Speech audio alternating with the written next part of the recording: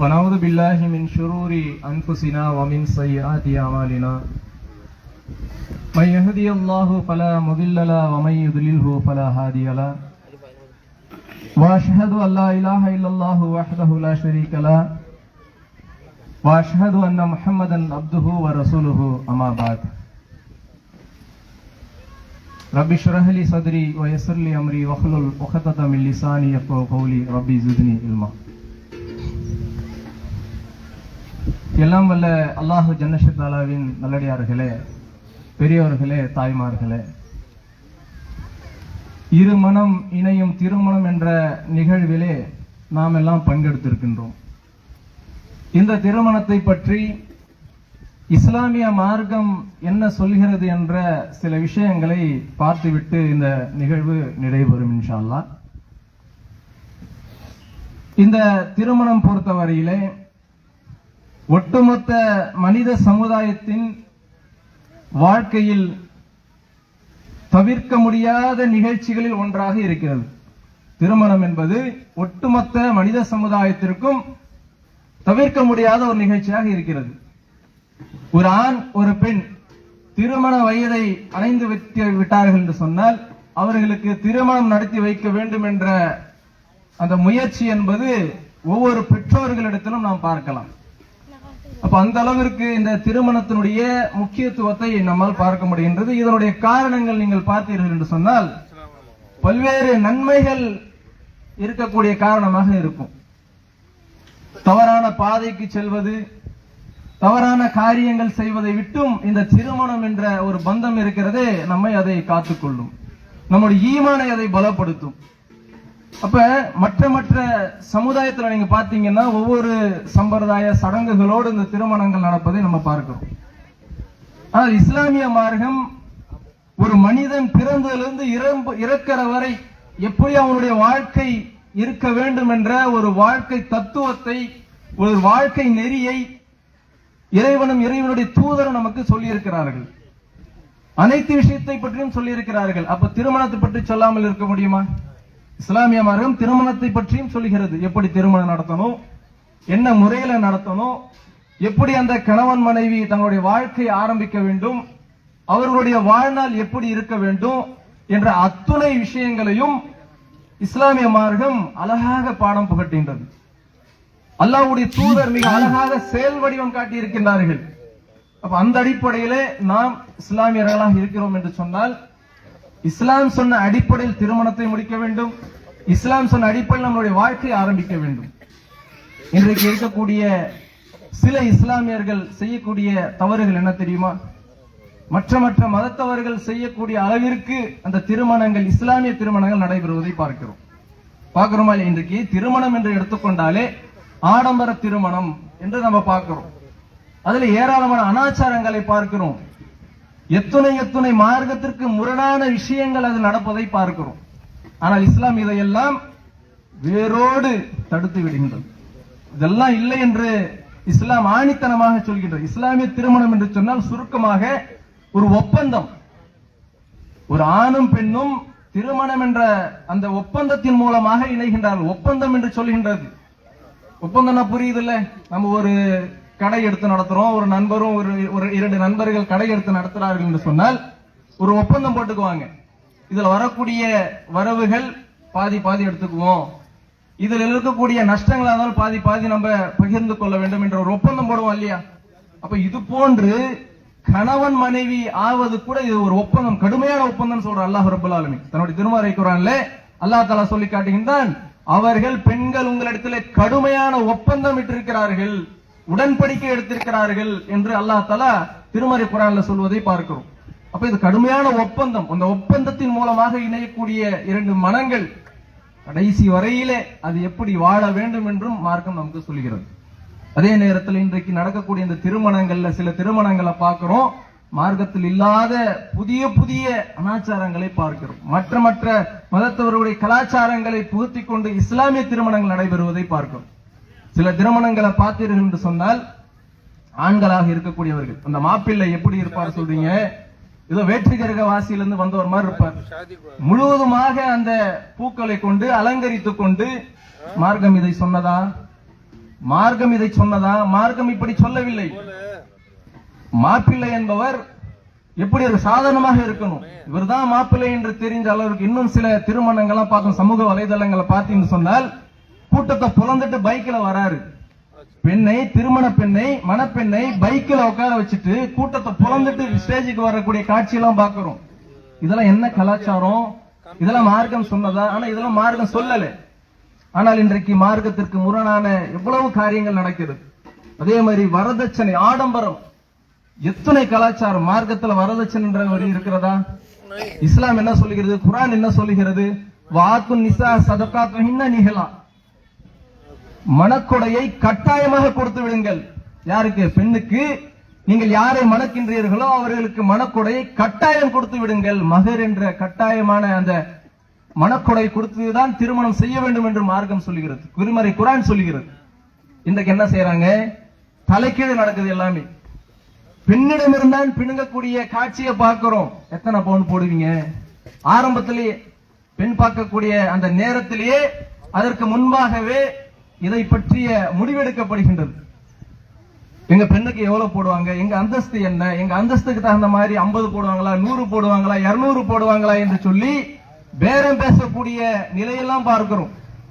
இது மார்க்கம் சொன்னதா? இது மார்க்கம் சொல்லாதது. மார்க்கம் என்ன சொல்கிறது? ஆண்கள் தான் பெண்ணுக்கு கொடுக்க வேண்டும்.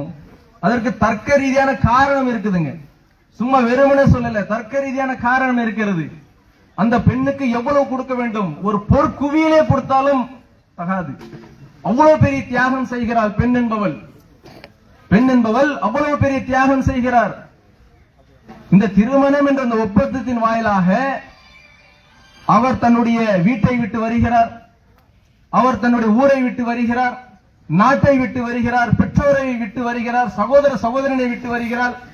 ஒட்டுமொத்தத்தையும் விட்டு வந்துவிட்டு உன்னை விட சிறிய வயதுடையவள், மாப்பிள்ளை விட சிறிய வயதுடையவள் அனைத்தையும் துறந்து விட்டு மாப்பிள்ளை வீட்டுக்கு வந்து அவருக்காக அவர்களுடைய பணிகளை செய்து கொண்டு, தங்களுடைய வாரிசை சுமந்து கொண்டு, தங்களுடைய வீட்டார்களுடைய அந்த பணிகளை செய்து கொண்டு, எவ்வளவு சிரமமான காரியம்.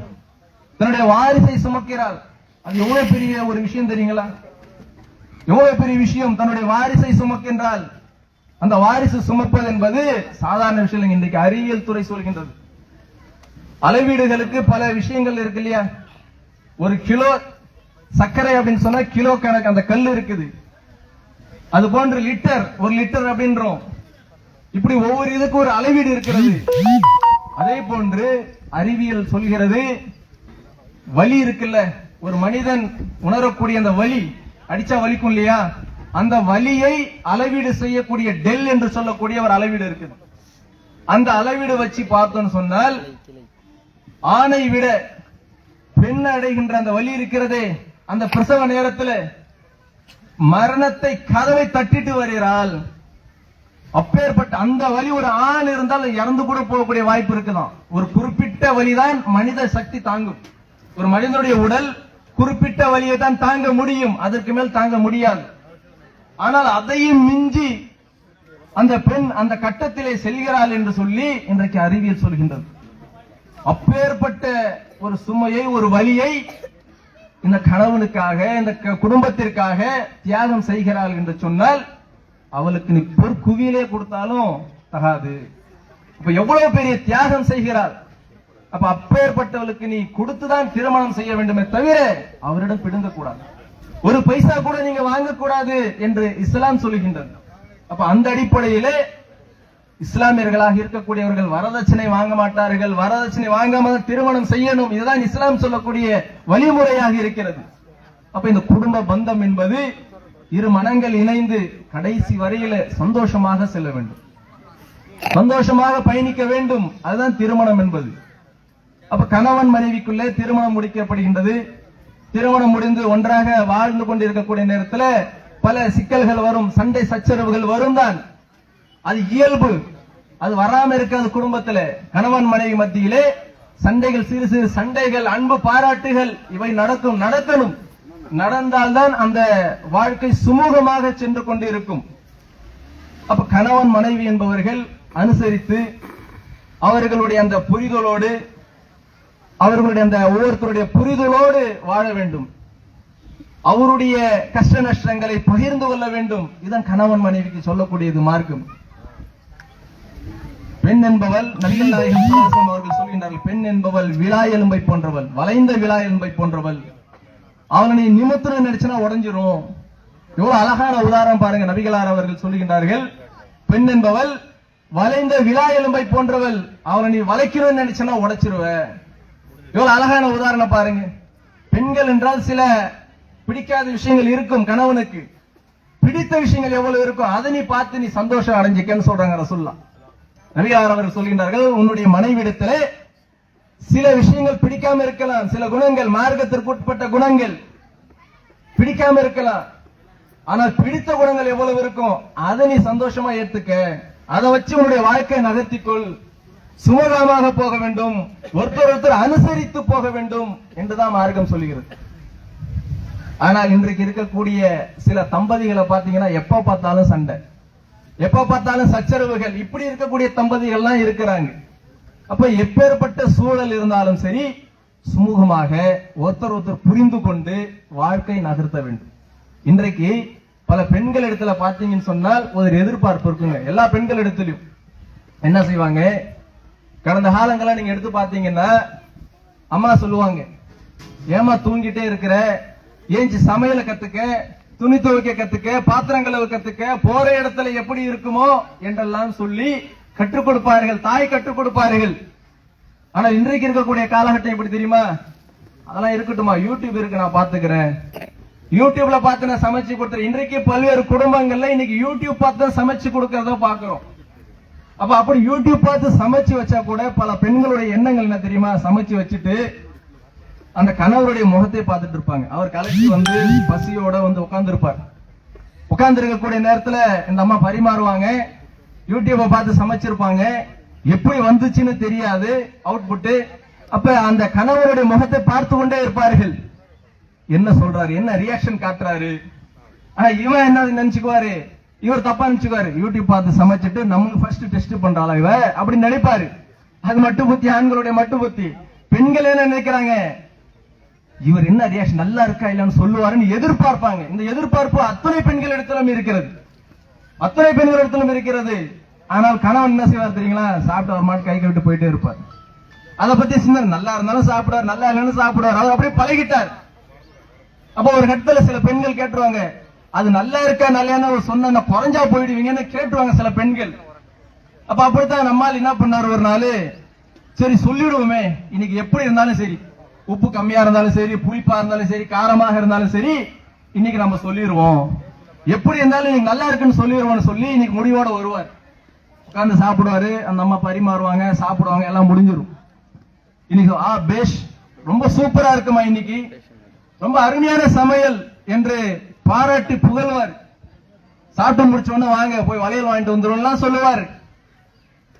ஆனால் கடைசியில் என்ன தெரியுமா, பக்கத்து வீட்டுல இருந்து சாம்பார் வாங்கி வச்சிருப்பாங்க. அந்த அம்மா அன்னைக்கு சமைச்சிருக்க மாட்டாங்க, பக்கத்து வீட்டுல இருந்து சாம்பாரை கொண்டு வந்து வச்சிருப்பாங்க. அன்னைக்குன்னு பார்த்து நம்ம என்ன செஞ்சுறாரு, சூப்பரா இருக்குன்னு சொல்லிடுவார், மாட்டிக்குவார். இப்படி சில விஷயங்கள் குடும்பத்துல அப்படியே கொண்டு சென்றே இருக்கணும். அனுசரிப்புகள் இருக்கணும், சிறு சிறு சண்டைகள் இருக்கணும், புரிதல் இருக்கணும். இதெல்லாம் இருந்தாதாங்க வாழ்க்கை. இதெல்லாம் அனுசரித்து செல்ல வேண்டும். இதான் மார்க்கம் சொல்லுகிறது. ஹுன்ன லிபாசுல்லக்கும் வஅன்தும் லிபாசுல்லஹுன்ன. கணவன் மனைவிக்கு ஆடை, மனைவி கணவனுக்கு ஆடை. ஒரு கணவனுக்கு மனைவி ஆடை, மனைவி கணவனுக்கு ஆடை என்று குர்ஆன் சொல்லுகிறது. என்ன அர்த்தம் தெரியுங்களா, இது எவ்வளவு உள்ளடக்கிய, ரொம்ப சிம்பிளா ரெண்டே வரையில அல்லாஹ் சொல்றான். ஆனா இதனோட உள்ள அர்த்தங்கள் என்ன தெரியுமா, சிம்பிளா முடிச்சிட்டான். ஆடை என்பது குளிரிலிருந்து காப்பாற்றுகின்றது, வெயிலிலிருந்து நம்மை தற்காத்துக் கொள்கிறது, நம்முடைய மானத்தை மறைக்கக்கூடிய ஒரு ஆடையாக இருக்கிறது. அப்ப அத்தனை விஷயங்களிலும் கணவன் மனைவிக்கு ஆடையாகவும் மனைவி கணவனுக்கு ஆடையாகவும் இருக்க வேண்டும் என்று எவ்வளவு ரத்தின சுருக்கமாக திருமறை குர்ஆன் பேசுகிறது பாருங்க. அப்ப குடும்பத்தில் இருக்கக்கூடிய எந்த ஒரு சூழலாக இருந்தாலும் கணவனை விட்டுக் கொடுக்க கூடாது. கணவனை விட்டுக் கொடுக்காத மனைவி, மனைவியை விட்டுக் கொடுக்காத கணவன், எந்த இடத்திலும் விட்டுக் கொடுக்காமல், அது நல்லதோ கெட்டதோ அந்த நேரத்தில் ஒரு அந்நியம் ஏற்பட வேண்டும் என்று சொன்னால் அனுசரித்து போக வேண்டும். குடும்பத்தில் சில சஞ்சரவுகள் சண்டைகள் வரதான் செய்யும். அந்த அனுசரிப்பு, இது இருந்தால்தான் மனவாழ்வு நகர்ந்து சென்று கொண்டே இருக்கும். அப்ப விரிசல் வந்து கொண்டே இருக்கும். அப்ப ஷைத்தான் இதுதான் வாய்ப்பாக எடுத்துக்கொண்டு என்ன செய்வான், உள்ள பூந்து விளையாடிடுவான். ஷைத்தானுடைய பிரதான நோக்கமாக என்ன இருக்கு தெரியுமா, கணவன் மனைவி பிரிக்கிறது தான். இப்லீஸ் இருக்கிறான் இல்லையாங்க, இப்லீஸ் வந்து அவனுடைய சிம்மாசனத்துல, கடல் மேற்பரப்புல அந்த சிம்மாசனத்துல அமர்ந்து ஒவ்வொரு நாளும் அந்த ஷைத்தானுடைய கூட்டங்களை அழைத்து, நீங்க என்ன பண்ண இன்னைக்கு, நீ என்ன பண்ணன்னு சொல்லி ஒவ்வொருத்தரையா கேட்பானா. கேட்கும் போது ஒரு சைத்தான் சொல்லுமா, நான் 2 சகோதரர்களை ரொம்ப பேசி அவங்களை பிரிச்சு விட்டேன், அப்படி பண்ண இப்படி பண்ண, இந்த காரியம் பண்ண, அவனை தொழு விடாம பண்ண, அவனை மார்க்கத்தை விட்டு வெளியே தள்ளி விட்டேன், அப்படி இப்படின்னு எல்லாரும் சொல்லுவாங்களாம். ஆனா ஒரு சைத்தான் சொல்லுமா, நான் இன்றைக்கு ஒரு கணவன் மனைவி பிரிச்சுட்டேன், சண்டையை மூட்டி விட்டு பிரிச்சு விட்டேன், ஷபாஸ் நீதான் வா, சரியான ஆள், பக்கத்துல வச்சு பெருமிதம் கொள்வானாம். அப்ப பாருங்க சைத்தானுடைய எண்ணம் என்பது எப்படி இருக்குன்னு சொன்னால், கணவன் மனைவி பிரிப்பதிலே முத்தாய்ப்பாக இருக்கிறான். அப்ப அதை தோற்கடிக்க வேண்டும் என்று சொன்னால் குடும்ப வாழ்க்கையில் அனுசரிப்பு இருக்கணும், விட்டு கொடுக்கக்கூடிய அந்த பண்பு இருக்கணும், சுமூகமாக செல்லக்கூடிய அந்த எண்ணம் இருக்க வேண்டும். இது இருந்துச்சுன்னு சொன்னால் சரியாக அந்த மனவாழ்வு நகரும். திருமணம் முடிச்சு வருவாங்க, திருமணம் முடியுது, வீட்டுல புது புது ஆளுகள் இருப்பாங்க, கணவன், கணவருடைய சகோதரர்கள், சகோதரிகள், மாமியார், மருமகள், மாமனாரு, இது போன்ற புது புது உறவுகள் அந்த பெண் சந்திப்பார். ஒரு 10 வருஷம் கொஞ்சம் சிரமமா தான் இருக்கும். இன்னைக்கு பல ஆண்கள் வெளிநாட்டிற்கு சென்று திருமணம் முடிஞ்சு 2 மாசத்துல 3 மாசத்துல வெளிநாட்டுக்கு போயிடுவாங்க. போயிட்டு என்ன செய்யறாங்கன்னா, 2 வருஷம் வெக்கேஷன்ல வருவாங்க, 30 நாள் இருக்க மாட்டான், தாங்க மாட்டான், ஓடி போயிடுவான். ஏன் தெரியுமா, மாமியார் மருமகன் நடுவுல மாட்டிட்டு முழிக்கிறார். இவர் சண்டை தாங்க முடியல, பிரச்சனையில சமாளிக்க முடியல, விட்டா போதுன்னு ஒரே மாசத்துல கிளம்பிடுறாரு. பாப்பார் சுமூகமா இருக்குதா, வீட்டுல டிக்கெட் போடலாமான்னு யோசிப்பார். அந்த அளவுக்கு இன்றைக்கு மாமியார் மருமகன் மத்தியில சண்டைகள் நடப்பதை பார்க்கிறோம். காரணம் என்ன, அனுசரிப்பு இல்ல, மார்க்க அறிவு இல்ல, மார்க்கத்தினுடைய அந்த பக்குவம் இல்லாததால். அந்த மாமியாராக இருக்கிறாரே, அவர் திருமணம் நடந்து முடிந்து வந்த பிறகு புது பெண்ணாக இருக்கும் பொழுது எப்படி இருந்திருப்பார், சிந்திச்சு பார்க்கணுமா இல்லையா? அதே மாதிரிதானே நம்மளுடைய மருமகனும் இருப்பார் என்று நினைக்கணுமா இல்லையா? தன்னுடைய மகள் ஒரு இடத்துல திருமணம் பண்ணி கொடுக்கிறோம்னு சொன்னால் அவரை பற்றி அக்கறை எப்படி இருக்கும், அதே மாதிரிதான் வீட்டுக்கு வரக்கூடிய பெண்ணும் அப்படி இருக்க வேண்டும் என்று நினைக்க வேண்டும். இதான் மார்க்கம் சொல்லக்கூடிய அழகான ஒரு வழிமுறை. அனுசரிப்போடு போக வேண்டும், மார்க்க அடிப்படையில் சென்று கொண்டு இருக்க வேண்டும் என்று மார்க்கம் சொல்கிறது. ஆனால் இன்றைக்கு சில இடங்கள்ல பிரச்சனைகளை பார்த்தீங்கன்னா இப்படிதான் இருக்கு. அனுசரிப்போடு இருக்கணும், அனைத்திற்கும் பொறுப்பேற்று பொறுப்பாளியர்களாக இருக்கிறோம். நாளை மறுமையிலே அனைவரும் அவர் பொறுப்பை பற்றி நாளை மறுமையில் அல்லாஹ் விசாரிப்பான். கணவனை பற்றி மனைவியிடம் விசாரிக்கப்படும், மனைவியை பற்றி கணவனிடம் விசாரிக்கப்படும், பெற்றோர்களை பற்றி பிள்ளைகளிடம் விசாரிக்கப்படும், பிள்ளைகளை பற்றி பெற்றோர்களிடம் விசாரிக்கப்படும். இப்படி ஒவ்வொருத்தரையும் அல்லாஹ் ரப்பல் ஆலமீன் விசாரிப்பான். விசாரணை மன்றத்தில் நான் மனைவிக்கு செய்ய வேண்டிய கடமையை நான் சரியாக செய்தேனா, மனைவிக்கு செய்ய வேண்டிய கடமை நான் சரியாக செய்தேனா என்பதை அங்கே சமர்ப்பிக்க வேண்டும். அப்ப சமர்ப்பிக்க வேண்டும் என்று சொன்னால் மார்க்க அடிப்படையில் நம்ம பயணிக்கணும். மார்க்க அடிப்படையில் பயணித்தோம் என்று சொன்னால் அங்கே வெற்றி பெறலாம். நபிகளார் அவர்கள் சொல்லுகின்றார்கள், யார் கணவனுடைய திருப்தியோடு இந்த உலகத்தை விட்டு பிரிகின்றாரோ அவருக்கு சொர்க்கம் நிச்சயம் ரசூலுல்லாஹ் சொல்றாங்க. கணவனுடைய திருப்தி முக்கியமுங்க. ஒரு கணவனுடைய திருப்தியோடு இந்த உலகத்தை விட்டு அந்த மனைவி மரணிக்கிறாரோ அவளுக்கு சொர்க்கம் நிச்சயம் என்று சொல்கின்றார்கள். அப்ப திருப்தி என்பது, அந்த அளவுக்கு அந்யோன்யம் என்பது அந்த கணவன் மனைவி மத்தியிலே இருக்க வேண்டும் என்று மார்க்கம் சொல்கிறது. அப்ப இன்றைக்கு இருக்கக்கூடிய திருமண நிகழ்வுகள்லாம் பார்த்தீர்கள் என்று சொன்னால் ஏராளமான மார்க்கத்திற்கு முரணான காரியங்கள்லாம் நடப்பதை இன்றைக்கு பாருங்க. இந்த திருமணத்தை எடுத்துக்கொள்ளுங்கள், இந்த திருமணத்திலே ஏதாவது ஆடம்பரம் இருக்கிறதா சிந்திச்சு பாருங்க. கட் அவுட் கலாச்சாரம் இருக்கிறதா? இன்றைக்கு இஸ்லாமிய திருமணங்களை கட் அவுட் கலாச்சாரம் வைத்திருக்கிறார்கள், கட்டோடு வைத்திருக்கிறார்கள். மணமகனுடைய அந்த மணப்பெண்ணுடைய முகத்தை போட்டு இஸ்லாமிய திருமணங்கள் வைப்பதை பார்க்கிறோம். எப்படிங்க ஹிஜாப் இல்லாம, தலையில ஹிஜாப் இல்லாமல் அந்த கட்டோட பெரிய போட்டோவாக மணப்பெண்ணை ஊரே பார்க்கிற மாதிரி, உலகமே பார்க்கிற மாதிரி வைக்கக்கூடிய காட்சியை பார்க்கிறோம். இதெல்லாம் மார்க்கம் சொன்னதான். அப்ப இதெல்லாம் தவிர்க்க வேண்டும். மார்க்கத்தில் இல்லாத விஷயங்களை நாம் செய்தோம் என்று சொன்னால் அதுல ஒன்னும் பிரயோஜனமே இல்லை, அதுல ஃபைதாவே இல்லை. அப்ப அதை கவனத்தில் கொண்டு வரக்கூடிய காலங்கள்ல திருமணம் என்று சொன்னால், இஸ்லாமிய திருமணம் என்று சொன்னால் எளிமையாக இருக்க வேண்டும், ஆடம்பரம் இருக்கக்கூடாது. அதில் நடக்கக்கூடிய அனைத்து அனாச்சாரமான காரியங்களை விட்டும் தவிர்த்து இருக்க வேண்டும். சின்ன சின்ன விஷயங்கள்லாம் பாத்தீங்கன்னா இஸ்லாம் திருமணத்துல புகுத்தி இருப்பதை பார்க்கிறோம். இதை நீங்க எந்த ஹதீஸ்ல நீங்க எடுத்து பார்க்க முடியாது. நபிகளார் அவர்கள் தங்களுடைய பிள்ளைகளுக்கு திருமணம் நடத்தி வைத்தார்கள். எங்கேயாவது அந்த திருமணங்கள்ல இப்படி நடந்தது என்று யாராவது சொல்ல முடியுமா? திருமணத்தில அழகான ஒரு பிரார்த்தனை நபிகளார் அவர்கள் கற்றுக் கொடுத்திருக்கிறார்கள். பாரக்கல்லாஹு லக வ பாரக அலைக வ ஜபைனஹுமா ஃபீ கைர். இதனுடைய அர்த்தம் என்ன? யா அல்லாஹ் இவர்களுக்கு பரக்கத்து செய்வாயாக, இவர்களுக்கு நல்ல விஷயங்களில் இவர்கள் இருவரையும் ஒன்றிணைப்பாயாக. ரொம்ப சுருக்கமான அர்த்தங்க, ஆனா மிகப்பெரிய விஷயம் கொண்டது. இவர்களுக்கு பரக்கத்து, அனைத்திலும் இவர்கள் பரக்கத்து கொடு, இவர்கள் நல்ல விஷயங்களில் இவர்களை ஒன்றிணைப்பாயாக. எவ்வளவு அருமையான ஒரு பிரார்த்தனை! இதான் நபிகளார் அவர்கள் நமக்கு கற்றுக் கொடுத்திருக்கிறார்கள். ஆனால் இன்றைக்கு சில இஸ்லாமிய திருமணங்களை பார்த்தீர்கள் சொன்னால் துவா என்ற பெயரிலே சில வாசகங்களை சொல்வதை பார்க்கிறோம். அது நபிகளார் அவர்கள் எங்குமே நம்ம கற்றுக் கொடுக்கல. அல்லாஹும்ம அல்லி பைனஹுமா கமா அல்லம்த பைன ஆதம் ஹவ்வா என்ற ஒரு துவாவை ஓதுவார்கள். ஆதம் ஹவ்வாவை போல் வாழ்க, யூசுப் சுலைஹாவை போல் வாழ்க என்றெல்லாம் நபிமார்களும் நபிமார்களுடைய மனைவிமார்களுடைய பெயரை சொல்லி இவர்களைப் போல் வாழ்க, அவர்களைப் போல் வாழ்க என்று சொல்லி இன்றைக்கு அந்த துவாக்களை ஓதக்கூடிய காட்சி பகுதி மார்க்கத்தில் இருக்குதா? நபிகளார் அவர்கள் எத்தனை திருமணங்கள் நடத்தி வைத்திருக்கின்றார்கள். அத்தனை திருமணங்களை எங்கேயாவது ஒரு இடத்துல இந்த துவாவை ஓதினார்கள் என்று காட்ட முடியுமா? 4 இமாம்களாவது எங்கேயாவது ஓதி இருக்கிறார்கள் என்று காட்ட முடியுமா? அதற்கு பின்னால் வந்த சில பெரியோர்கள் இதை உருவாக்கி இருக்கிறார்கள். இதையெல்லாம் மார்க்கத்திற்கு முரணானது என்று விளங்கி அந்த துவாவை ஓதுவது விட்டும் சில இஸ்லாமியர்கள் அதை புரிந்து கொண்டு இன்றைக்கு தவிர்த்து கொண்டு திருமணம் நடத்தக்கூடிய காட்சியை பார்க்கிறோம். நிறைய இடங்கள்ல பார்க்கிறோம். அந்த துவாவை இது ஆதாரப்பூர்வமானது அல்ல என்று சொல்லி அந்த துவாவை ஒதுக்கிவிட்டு திருமணம் செய்யக்கூடிய காட்சியை பார்க்கிறோம்.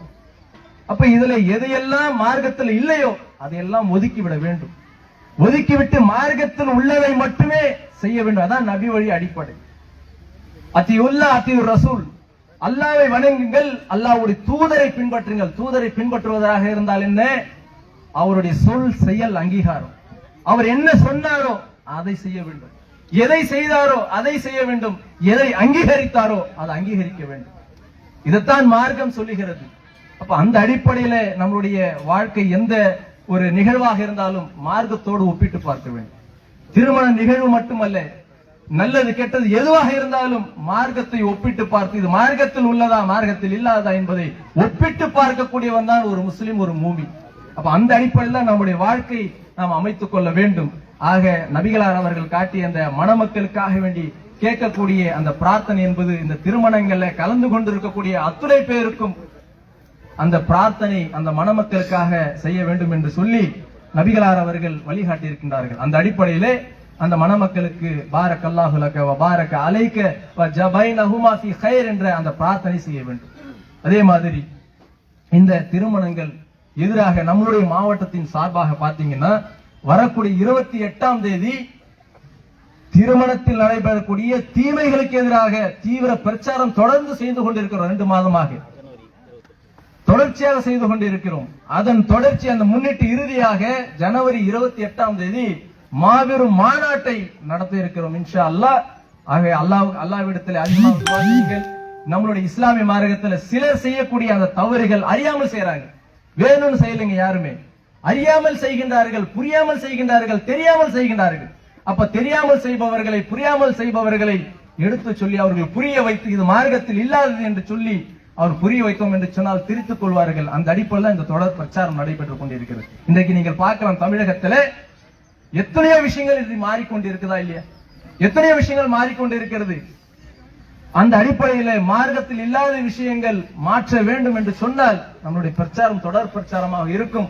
அந்த தொடர் பிரச்சாரத்தின் வாயிலாக இந்த இஸ்லாமிய மார்க்கத்தில் இல்லாத சில தீமைகள் அகற்றுவதற்கு உறுதுணையாக இருக்கும் என்ற அடிப்படையில் தொடர் பிரச்சாரங்கள் செய்து கொண்டிருக்கிறது. அல்லாஹ்வுடைய கிருபையால வரக்கூடிய ஜனவரி 28ஆம் தேதி தீமைகளுக்கு, திருமணத்தில் நடைபெறக்கூடிய தீமைகளுக்கு எதிரான அந்த தொடர் பிரச்சாரத்தை முன்னிட்டு அந்த மாநாடு, மாபெரும் மாநாடு நடைபெற இருக்கிறது, வரதட்சணை ஒழிப்பு மாநாடு. அப்ப இன்றைக்கு வரதட்சணை ஒழிப்பது என்பது மிக மிக முக்கியமானதாக இருக்குதுங்க. சிந்திச்சு பாருங்க, இன்றைக்கு வசதி படைத்தவர்கள் எங்களுக்கு ஒரே ஒரு பிள்ளை, நான் எனக்கு எவ்வளவு செலவு செய்தாலும் என் பெண்ணுக்கு நான் திருமணம் நடத்தி வைப்பேன், ஆடம்பரம் நடத்தி வைப்பேன்னு சொல்லி ஒரு பணக்காரர் சொல்றார். ஆனால் ஒரு ஏழை என்ன செய்வார்? சிந்திச்சு பாருங்க. ஒரு யூனிஃபார்மா இருந்தா தானே கரெக்டா இருக்கும். இன்னைக்கு அவர் பண வசதி செல்வந்தரா இருக்கிறாரு, தன்னுடைய பிள்ளையை ரொம்ப உயர்ந்த இடத்துல செய்யணும்னு நினைக்கிறாரு, பிளைட்ல நடத்தணும், கப்பல்ல நடத்தணும், நடுக்கடல்ல நடத்தணும் நினைக்கிறாரு. ஆனால் மார்க்கம் அதை தடுக்குதுங்க. ஏன்னு சொன்னால் இது சமூக அக்கறை கொண்டு நாம் செயல்பட வேண்டும், சமூக அக்கறை இருக்க வேண்டும். மிக சிறந்த ஒரு நபி தோழர்கள் அப்துல் ரஹ்மான் பின் அவுஃப்.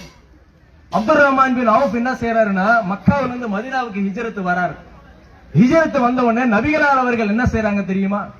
ஹிஜ்ரத் வந்த அந்த முஹாஜிர்கள் மதீனாவில் இருக்கக்கூடிய அன்சாரி தோழர்கள் இருப்பாங்கல்ல, அந்த அன்சாரி தோழர்களுடைய ஒவ்வொருத்தரும் ஒரு பொறுப்பை சாட்டுறாரு.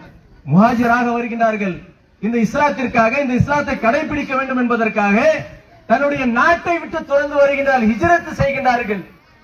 பல சஹாபாக்கள் ஹிஜ்ரத் எல்லாம் அனைத்து விட்டுட்டு வராங்க, சொத்து சோகம் எல்லாத்தையும் இழந்து வராங்க. அன்சாரி தோழர், மதீனாவில் இருக்கக்கூடிய அன்சாரி தோழர்கள் அரவணைப்போடு அவர்களை வரவேற்கின்றார்கள். நபிகளார் என்ன செய்யறாங்க தெரியுமா? ஒவ்வொரு அன்சாரி தோழர்கள் இருக்காங்களா, மதீனாவாசிகள், அவர்களிடத்தில் இந்த சகோதரர் உங்களுடைய சகோதரனா நீங்க ஏற்றுக்கொள்ளுங்க, இந்த சகோதரர் உன்னுடைய சகோதரனா ஏற்றுக்கொள்ளுங்கள் என்று சொல்லி ஒப்படைக்கின்றார்கள். அப்படி ஒப்படைக்கும் பொழுது அப்துல் ரஹ்மான் பின் அவுஃப் என்ற ஒரு சஹாபிங்க, சிறந்த சஹாபி, அவரை ஒரு சஹாபி இடத்துல ஒப்படைக்கப்படுகின்றது. ஒப்படைச்சா அந்த மதீனாவாசி பாருங்க, அந்த அன்சாரி தோழர், அவர் மிக சிறந்த சஹாபியா இருக்கார் பாருங்க. அவர் என்ன செய்யறாரு தெரியுங்களா? தன்னுடைய சொத்தை பாதி அவர் கொடுக்கிறார், தன்னுடைய சொத்தை பாதி அவருக்கு கொடுக்கிறாரு. கொடுத்து விட்டு உச்சபட்சமா ஒரு காரியம் செஞ்சாருங்க. என்ன செய்யறாரு? எனக்கு 2 மனைவி இருக்கிறார்கள், அந்த மனைவியிலே உங்களுக்கு பிடித்த மனைவி எது என்று நீங்கள் சொல்லுங்கள், நான் தலாக் விட்டு உங்களுக்கு நான் திருமணம் முடித்து வைக்கிறேன்னு சொல்றாங்க. எவ்வளவு உச்சபட்சம் பாருங்க. தன்னுடைய 2 மனைவியை, ஒரு மனைவி நீங்க எந்த மனைவி சொல்லுங்க, நான் தலாக்கி விட்டுட்டு உங்களுக்கு நான் திருமணம் முடித்து வைக்கிறேன் என்று சொல்கின்றார்கள் என்று சொன்னால் எதற்காக? மார்க்கத்திற்காக. ஆனால் அப்துல் ரஹ்மான் பின் அவுஃப் என்ன செஞ்சாங்க தெரியுமா? அதெல்லாம் வேணாம், உங்க சொத்து வேணாம், உங்க மனைவி வேண்டாம், எங்களுக்கு எதுவும் வேண்டாம், சந்தை எங்க இருக்குன்னு காட்டுங்க, இங்க சந்தை எங்க இருக்கு என்று காட்டுங்கள், நான் அங்க போய் ஏதாவது வியாபாரம் செஞ்சு நான் பொழைச்சிக்கிறேன்னு சொல்றாங்க. போறாரு, வியாபாரம் செய்யறாரு, மிகப்பெரிய செல்வந்தராகிறார். ஒரு நாள் நபிகளாருக்கு எதிராக அப்துல் ரஹ்மான் பின் அவுஃப் நடந்து வருகின்றார். வெள்ள ஆடையில மஞ்சள் கரைப்பட்ட அந்த நிலையில வருகின்றார் அப்துல் ரஹ்மான் பின் அவுஃப். ரசூலுல்லாஹ் கேட்கிறாங்க, அப்துல் ரஹ்மானே என்ன ஒரே கலரா வரீங்க, ஒரே உங்க குஷ்பு வருது அப்படின்னு சொல்லி பூரி போடு கேட்கிறாங்க. அப்ப அப்துல் ரஹ்மான் பின் அவுஃப் சொல்றாங்க, யார் ரசூலுல்லாஹ், அல்லாஹ்வின் தூதரே, நேற்றைய மாலை எனக்கு திருமணம் முடிந்தது. அல்லாஹ் அக்பர். சிந்திச்சு பாருங்க, ஒரு சஹாபி, அல்லாஹ்வுடைய தூதர், ஆன்மீக தலைவர், அல்லாஹ்வுடைய தூதர் இருக்கிறார், அவருக்கு தெரியவில்லை இவருக்கு திருமணம் நடந்தது, இவர் அழைக்கல, திருமணத்துக்கு இவர் அழைக்கவில்லை. அப்ப திருமணம் எவ்வளவு எளிமை பாத்தீங்களா? இன்றைக்கு இருக்கக்கூடிய நிலைமை பாருங்களேன். எனக்கு சொல்லி அவன் கல்யாணத்துக்கு நான் போயிடுவானா, எனக்கு மரியாதை வச்சு அவன் கூப்பிடலையே என்றெல்லாம் கோவப்படுகின்றமே. அல்லாஹ்வுடைய தூதரையே அப்துல் ரஹ்மான் பின் அவுஃப் அழைக்கலைங்க. அப்துல் ரஹ்மான் அழைக்காம அழகா சிம்பிளா முடிச்சார். அப்ப ரசூலுல்லாஹ் கேட்ட கேள்வி என்ன தெரியுங்களா? நீங்க மஹரா என்ன கொடுத்தீங்க? நான் ஒரு நகை கொடுத்தேன். சரி, ஒரு ஆட்டை அறுத்து வலிமா விருந்து கொடுத்துருங்க. சிம்பிளா முடிச்சுட்டு போயிட்டார்.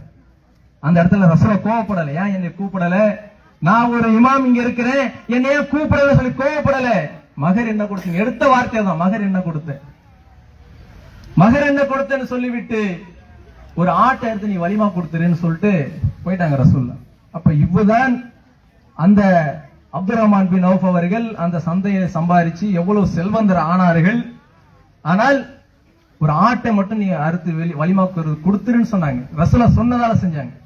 அப்ப எவ்வளவு எளிமை என்றது இந்த ஹதீஸ்ல இருந்து நாம் புரிந்து கொள்ளலாம். ஆகவே அன்பான சகோதர சகோதரிகளே, நாம் இந்த திருமணத்தில் பங்கேற்றிருக்கிறோம்.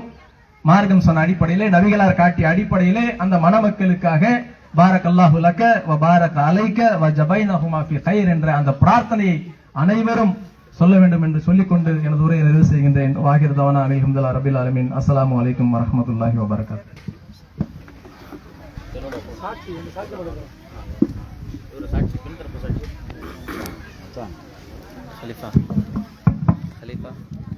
Assalamualaikum.